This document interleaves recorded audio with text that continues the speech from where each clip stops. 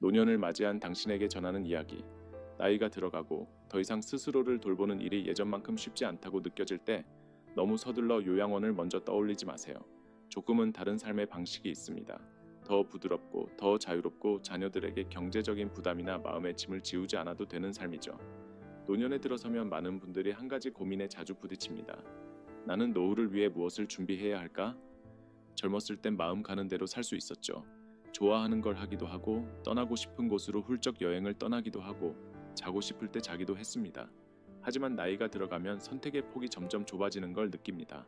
건강은 예전 같지 않고 지갑 사정도 예전처럼 넉넉하지 않습니다. 그러다 보면 자연스럽게 살아가는 방식도 달라지게 마련입니다. 한국의 노년 세 가지 선택지. 일반적으로 한국의 어르신들은 노년의 세 가지 방식 중 하나를 선택합니다. 자녀와 함께 사는 것, 간병인을 고용하는 것, 그리고 요양원에 들어가는 것. 하지만 이 세 가지 중 어떤 것도 결코 쉬운 선택은 아닙니다. 먼저 자녀와 함께 사는 것을 생각해 볼까요?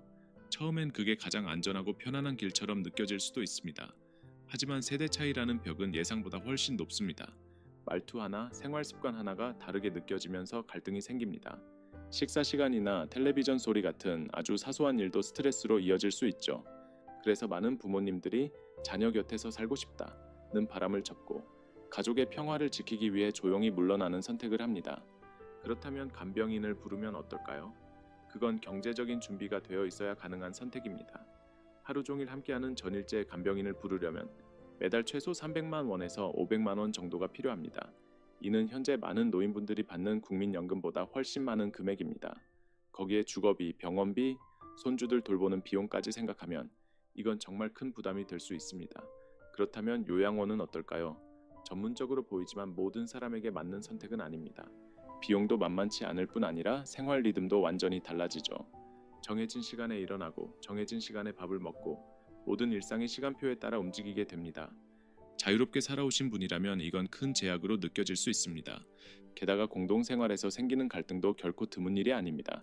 지웅 씨의 고백, 나는 그렇게 살 수 없었어요.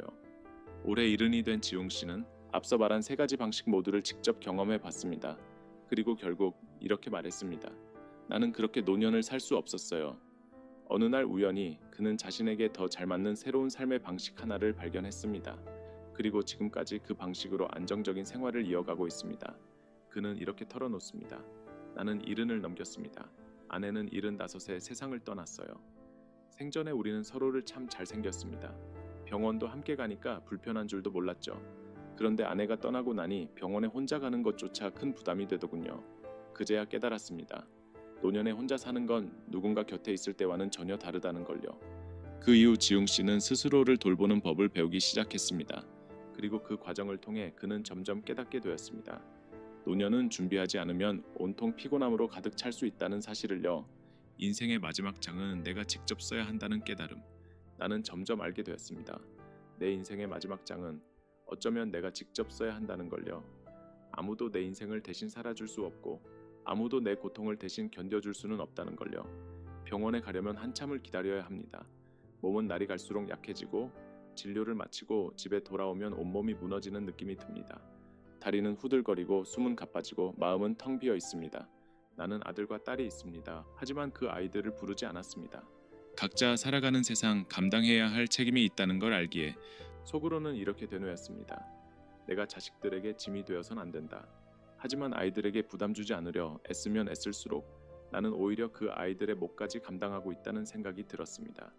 그러던 어느 날 시장을 다녀오는 길에 나는 크게 넘어졌습니다. 그 사고로 병원에 입원했고 의사는 최소한 6달은 푹 쉬어야 한다고 말했습니다.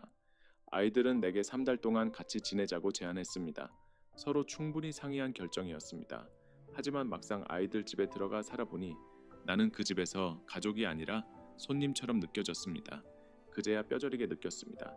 부모의 집은 언제나 자식의 집이 될 수 있지만 자식의 집은 결코 부모의 집이 될 수 없다는 걸요. 아무리 정성을 다해도 그 공간은 결국 그들의 세계이지 내 세계는 아니었습니다. 나는 혼자 밥을 먹었습니다. 아이들은 내게 방에서 식사하라고 했습니다. 걱정해서 하는 말이라는 걸 알았습니다. 오르락 내리락 하지 말고 편하게 있으라는 배려였습니다. 하지만 동시에 나는 느꼈습니다. 내가 함께 있는 것이 그들에게는 편하지 않다는 걸요. 그들의 눈에 나는 노인일 뿐이었습니다. 느리고 서툴고 때로는 번거로운 존재.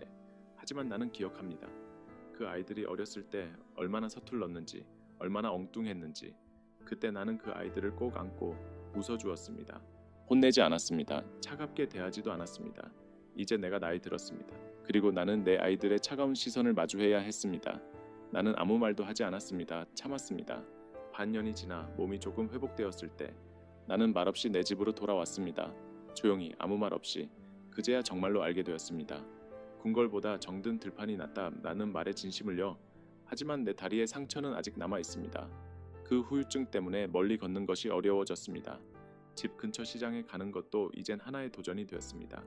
절뚝이며 돌아오는 길, 다리는 욱신거리고 등줄기를 타고 식은땀이 흘렀습니다. 그리고 나는 스스로에게 물었습니다. 이렇게 집으로 걸어 돌아올 수 있는 날이 과연 몇 번이나 더 남아 있을까? 다시 혼자가 됐나? 그리고 작지만 따뜻한 만남. 결국 나는 간병인을 고용할 수밖에 없었습니다. 매달 500만 원을 지불했습니다. 그건 내가 받는 연금보다 더 큰 금액이었습니다. 아이들의 꾸준한 금전적 지원이 없었다면 나는 도저히 버틸 수 없었을 겁니다. 생활은 점점 따뜻해졌습니다. 짊어진 짐 위에 또 다른 짐이 얹힌 기분이었죠. 그래도 나는 견디는 법을 배웠습니다. 혼자서 묵묵히. 우리 집 식탁은 항상 소박했습니다. 뜨끈한 국 한 그릇, 제대로 된 한 끼는 이제 사치처럼 느껴졌습니다. 내게는 그저 배만 부르면 됐습니다. 식비는 줄이고 또 줄였습니다. 절약은 삶의 원칙이 되었습니다. 하지만 그 단출한 식사는 간병인들에게는 익숙하지 않은 것이었습니다. 그들은 따뜻하고 정갈한 식사에 익숙했지만 나는 가끔 토끼밥 같다고 불릴 정도로 질리지 않는 조용한 한 끼만을 준비할 수 있었습니다. 간병인은 왔다가 금세 떠났습니다. 마치 문을 스치는 바람처럼 빠르게요. 하루만 있다 간 사람도 있었고 3일을 채운 사람도 드물었습니다. 심지어는 요양센터에서 우리 집은 조건이 열악하다며 더는 간병인을 보내줄 수 없다고 말했습니다. 더는 어쩔 수 없었습니다. 나는 아들에게 말했습니다. 아버지를 요양원에 보내다오.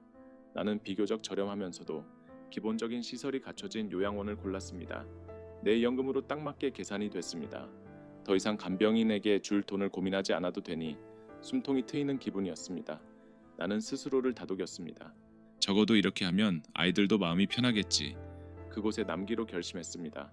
하지만 한 달이 지나자 나는 숨이 막혔습니다. 요양원에서의 삶은 마치 훈련소 같았습니다. 모든 것이 정해진 시간에 움직였습니다. 일어나는 시간, 먹는 시간, 쉬는 시간 모두가 분 단위로 딱딱 정해져 있었죠. 하지만 나는 자유로운 사람입니다. 조금은 내 호흡을 할 공간이 필요했습니다. 그래서 결국 다시 집으로 돌아왔습니다. 그 무렵 온라인 쇼핑이 점점 보편화되기 시작했습니다. 나는 딸에게 매일 주문을 부탁했습니다.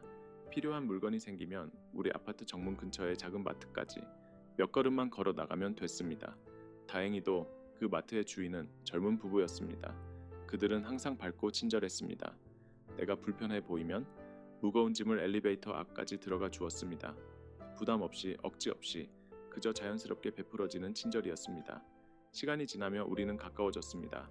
매일 나누는 짧은 인사, 간단한 안부만으로도 나는 따뜻함을 느꼈습니다. 혈연은 아니지만 오래된 이웃 같은 정이 느껴졌습니다. 그렇게 반년이 흘렀습니다. 나는 부자가 아니었지만 조용하고 평화로운 나날이었습니다. 하지만 나는 알고 있었습니다. 나이는 멈춰 있지 않는다는 걸요. 나이가 들수록 몸은 점점 더 약해진다는 걸요. 그리고 그 두려움은 다시 조용히 나를 찾아왔습니다. 마치 어두운 구름 한 덩이가 내 가슴을 천천히 스쳐가는 것처럼 나는 생각했습니다. 나는 과연 언제까지 이렇게 스스로 살아갈 수 있을까? 뜻밖의 만남 그리고 노년의 따뜻한 변화. 어느 날 오후 나는 아파트 1층 작은 마트에 간단한 물건을 사러 나갔습니다. 바람이 조용히 나무십 사이를 스쳐 지나가고 있었습니다. 계산대로 향하던 중 한 쌍의 젊은 부부가 조용히 말다툼을 하고 있는 모습을 보게 되었습니다. 그들의 목소리는 크지 않았지만 급했고 눈빛에는 무거운 감정이 담겨 있었습니다. 나는 걸음을 멈추고 한쪽에 서서 조용히 귀를 기울였습니다. 이야기의 중심은 한 통의 두리안이었습니다. 아내는 딸에게 선물하고 싶어 그 비싼 과일을 어렵게 모은 돈으로 샀다고 말했습니다. 딸이 오래전부터 먹고 싶어 했던 과일 있으니까요.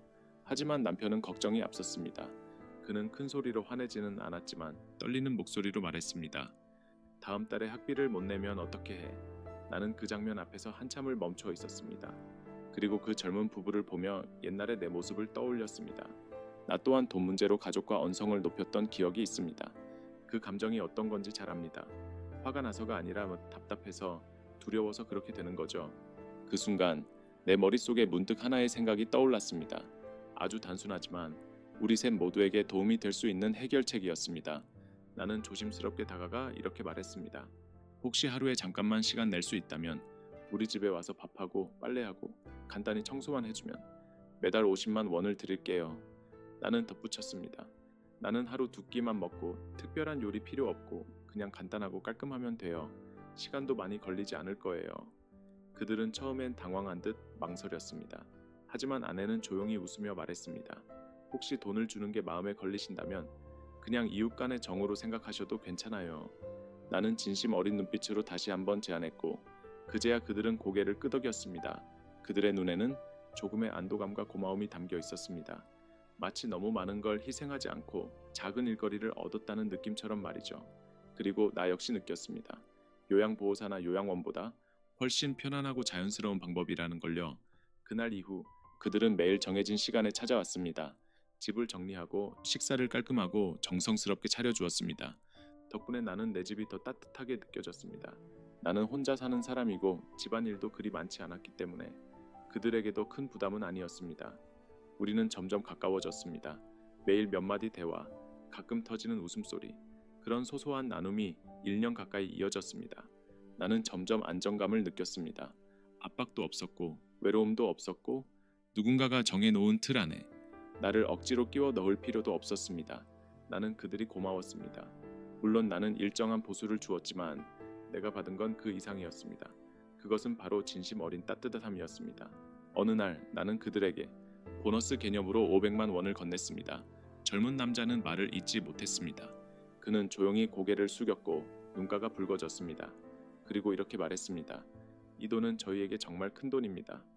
그날 이후로 그들은 더 정성스럽게 나를 챙겨주었습니다. 돈 때문이 아니라 마음이었죠. 나처럼 혼자 사는 노인에게 노년이 이렇게 따뜻할 수도 있다는 사실을 나는 정말 몰랐습니다. 나이 들어서도 삶은 여전히 내가 선택할 수 있다. 한 바퀴 인생을 돌아보며 나는 깨달았습니다. 노년을 어떻게 살아야 하는가에 정답은 없다는 걸요. 사람마다 다르고 상황마다 다르고 이야기마다 다릅니다. 그리고 그 마지막 장을 쓰는 건 결국 나 자신이라는 걸요. 지금의 삶이 만족스럽지 않다면 조금은 용기를 내보세요. 다른 방향을 향해 걸어가 보는 겁니다.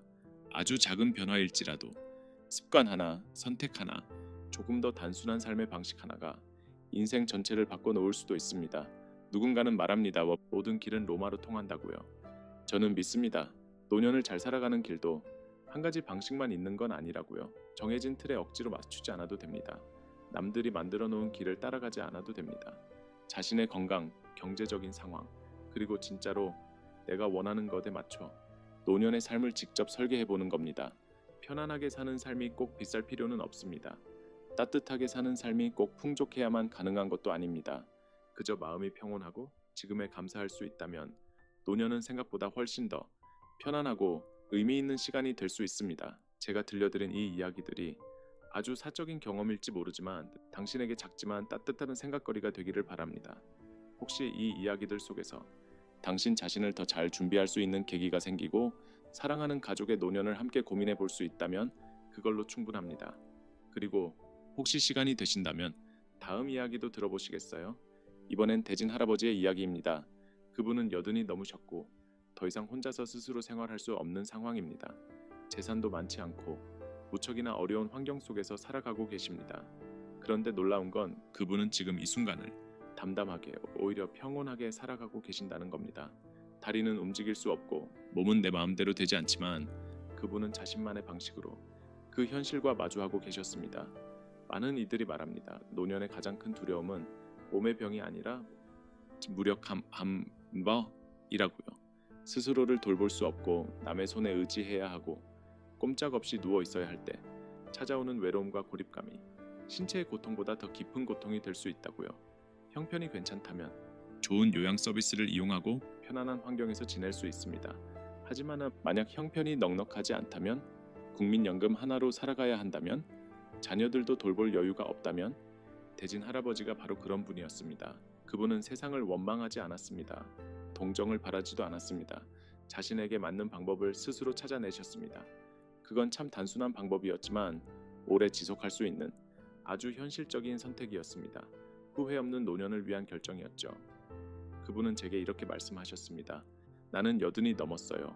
아내는 병으로 세상을 떠난 지 3년이 지났습니다. 그 후로 줄곧 혼자 살고 있어요. 내게는 딸 하나가 있습니다. 하지만 그 아이 삶도 쉽지 않습니다. 사위는 믿을 수 없는 사람이고 돈도 제대로 못 벌고 성격도 거칩니다. 효진 할아버지의 마지막 여정, 조용한 빛을 향해 방금 이야기와 이어지는 또 다른 여정을 들려드리고 싶습니다. 오늘은 효진 할아버지 이야기입니다. 80이 훌쩍 넘은 한 남자, 건강도 배우자도 스스로를 돌볼 힘마저 거의 잃은 분이었습니다. 하지만 그분은 자신만의 방식으로 노년의 끝에서 하나의 빛을 발견하셨습니다. 노년은 누구에게나 찾아옵니다. 피할 수 없는 시기입니다. 하지만 그 시간을 어떻게 살아갈 것인가는 전적으로 우리 각자의 선택입니다. 누군가는 그저 버티고 누군가는 새 방향을 찾습니다. 하지만 아주 작더라도 새로운 무언가를 시도하는 그 순간부터 노년은 희망이 되기 시작합니다. 효진 할아버지의 딸은 조용하고 성실한 사람이었습니다. 평생을 자신이 아닌 가족만을 위해 살아왔습니다. 매일같이 밥하고 집안일하고 남편과 아들을 돌보느라 자신을 위한 시간은 단 한순간도 없었습니다. 그녀의 남편은 한 번도 다정한 말을 해준 적이 없었습니다. 그런데도 그녀는 말없이 살았습니다. 이혼을 감히 말하지 못했습니다. 왜냐하면 그 남편은 그녀가 무슨 말만 해도 주먹을 휘둘렀기 때문입니다. 효진 할아버지께서는 말합니다. 딸이 삶을 포기하고 싶다고 말할 때마다 사위는 분노했고 마치 이 집에서는 누구도 아내 편을 들어줄 사람이 없다는 듯 행동했다고요. 그게 현실이었습니다. 아무도, 심지어 할아버지의 손자조차 그녀를 지켜주지 못했습니다. 왜냐하면 그 아이는 아주 어릴 때부터 아빠의 폭력을 보고 자라 두려움 속에 조용히 사는 법만 배웠으니까요. 그 손자는 이제 20살이 넘은 청년입니다. 하지만 그렇게 오랫동안 엄마가 맞는 걸 지켜본 그는 점점 무기력해졌습니다. 그리고 자신이 사랑하는 할아버지를 돌보는 것조차 제대로 하지 못했습니다. 왜냐하면 자기 삶도 아직 추슬러지지 않았기 때문입니다. 할머니가 세상을 떠난 후 효진 할아버지는 혼자 살았습니다. 그러다 작년에 뇌졸중으로 쓰러지셨습니다. 회복을 위해 오랜 시간 병원에 입원해야 했습니다. 하지만 결국 예전처럼 걷는 건 불가능해졌습니다. 오른쪽 반신은 감각을 잃었습니다. 혼자서 아무것도 할 수 없게 되었죠. 병실 침대 위에서 그분은 울었습니다. 아픈 게 아니라 절망감 때문이었습니다. 이제는 스스로 살아갈 수 없다는 걸 알아버렸기 때문입니다. 돌봐줄 사람도 없고 남은 예금도 얼마 되지 않았고 매달 몇십만 원밖에 안 되는 연금으로는 간병인을 쓸 수도 없었습니다. 퇴원날 손자가 병원에 왔습니다. 딸은 여전히 밥하고 빨래하고 남편과 아들 챙기느라 할 수 있는 게 없었습니다. 집으로 돌아왔지만 효진 할아버지는 스스로 요리할 수 없었습니다. 무언가 먹고 싶을 땐 손자에게 부탁해 온라인으로 음식을 주문했습니다. 10,000원이 필요할 때는 그대로 손자에게 건네주고 배송기사님은 늘 열려있는 문으로 들어와 음식을 내려놓고 나갔습니다. 손자는 화장실을 청소하고 옷을 갈아입혀 드리고 가끔 바닥을 닦고 쓰레기를 버리곤 했습니다. 하지만 점점 피곤해 보였습니다. 어느 날 그는 말했습니다. 할아버지, 혹시 전문 간병인을 찾아보는 게 어떨까요? 그 말은 부드러웠지만 둘 다 그 무게를 잘 알고 있었습니다. 효진 할아버지는 그 손자를 탓하지 않았습니다. 왜냐하면 그 누구도 젊은 날을 전부 포기하고 몸져 누운 노인을 영원히 돌볼 순 없다는 걸 잘 알고 있었기 때문입니다. 그 아이는 아직 젊고 사랑도 꿈도 있고 자기 삶도 살아가야 할 사람이니까요. 그 후 손자는 결혼했습니다. 이전처럼 자주 오지 못했습니다. 그리고 효진 할아버지는 다시 걱정하기 시작했습니다. 이번엔 건강 때문이 아니었습니다. 이번엔 이 질문이었습니다. 어떻게 해야 다른 사람에게 부담을 주지 않고 계속 살아갈 수 있을까? 돈이 많지 않아도 평온하게 나이 들 수 있을까? 내가 마주한 가장 큰 문제는 바로 이것이었습니다. 매달 겨우 생계를 유지할 정도의 연금으로 어떻게 하면 조금이라도 편안한 노후를 보낼 수 있을까? 남은 예금도 거의 없었고 노인 돌봄 서비스를 이용하는 건 현실적으로 불가능해 보였습니다. 그건 마치 메마른 땅에 나무를 심고 달콤한 열매를 기대하는 것과 같았죠. 이미 자립이 불가능해진 나로서는 매달 수백만 원에 달하는 간병비는 도저히 감당할 수 없었습니다. 집으로 간병인을 부른다는 선택지도 애초에 제외했습니다. 왜냐하면 그 비용은 집 두 채를 유지하는 것보다 더 비쌌기 때문입니다. 수많은 밤을 뒤척인 끝에 나는 결국 내게 가장 잘 맞는 방법 하나를 찾아냈습니다.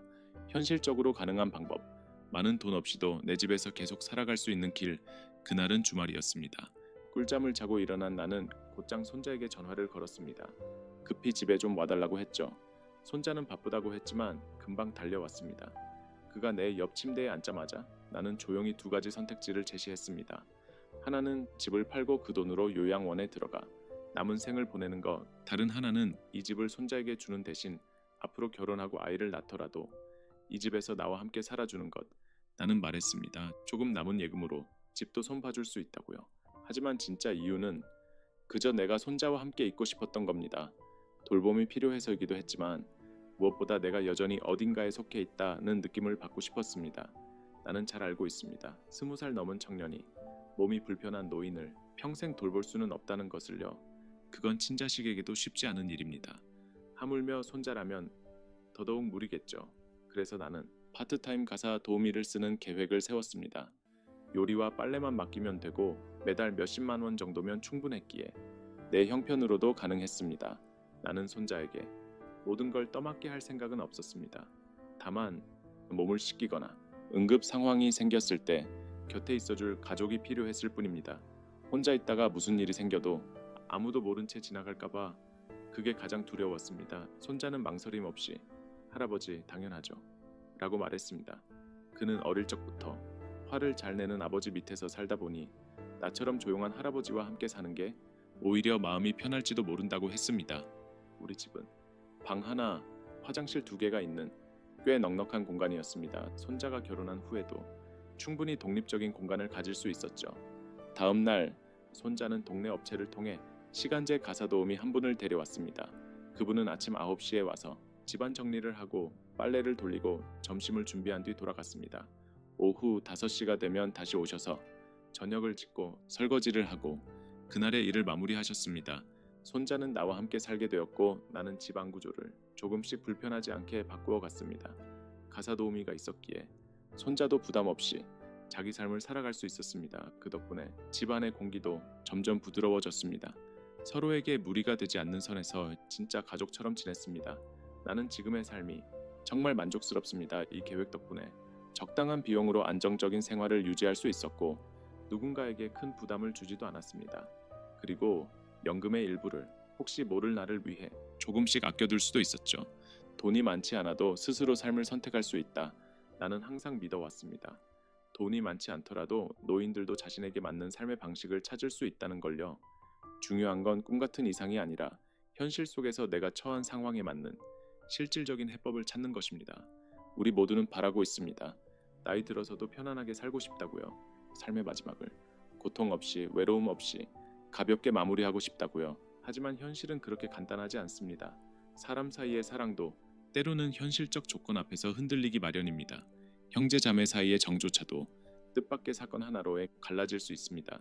그래서 가장 현명한 태도는 미리 준비하는 것입니다. 노인은 절대 상황에 끌려다니는 사람이 되어서는 안 됩니다. 아주 작더라도 비상금 하나쯤은 꼭 준비해야 합니다.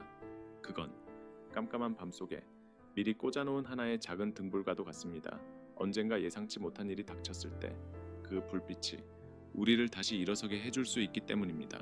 살다 보면 깨닫게 됩니다. 가족이라는 것도 도덕심만으로 유지되는 게 아니라는 걸요. 가정은 훈계나 의무감만으로는 오래 가지 못합니다. 심지어 가장 가까운 관계일수록 현실적인 뒷받침이 필요합니다. 어떤 사람은 이렇게 말합니다. 자식에게 효도를 가르치면 된다. 하지만 자식이 겪고 있는 현실적인 고통을 제대로 알지 못한 채 그저 기대만 걸게 되면 그건 오히려 서로에게 상처가 될 수 있습니다. 결국 인생이란 자신을 스스로 다스리는 법을 배우는 여정입니다. 40이든 60이든 85이든 언제든 우리는 자립을 연습할 수 있습니다. 여기서 말하는 자립은 모든 걸 혼자서 하라는 뜻이 아닙니다. 누구에게도 짐이 되지 않으면서 나 자신조차 고통스럽지 않은 방식으로 살아가는 법, 그게 진짜 자립입니다. 당신이 마음을 차분하게 유지하고 남과 비교하지 않으며 자신을 믿고 살아간다면 곧 알게 될 겁니다. 있든 없든 넉넉하든 부족하든 그 모든 순간이 바로 삶이라는 여정의 일부라는 걸요. 중요한 건 내가 내 삶을 정면으로 바라보고 책임있게 살아냈다는 사실입니다. 오늘 이야기 여기서 마칩니다. 오늘의 이야기는 여기서 마치겠습니다. 시간 내어 함께 해주신 여러분께 진심으로 감사드립니다. 지금까지 나눈 이야기들이 당신의 하루에 작은 힘이 되고 건강하고 평온한 삶을 조금 더 가까이 끌어당기는 계기가 되었기를 진심으로 바랍니다. 이 콘텐츠가 도움이 되셨다면 채널 구독을 눌러주세요. 좋아요나 공유 한 번이 저에게는 더 좋은 이야기들을 이어갈 수 있는 큰 힘과 응원이 됩니다. 왜냐하면 때때로 노년의 지혜는 아무 말 없이 조용히 빛을 비추는 삶의 등불이 되어 누군가의 길을 밝혀주는 힘이 되기도 하니까요.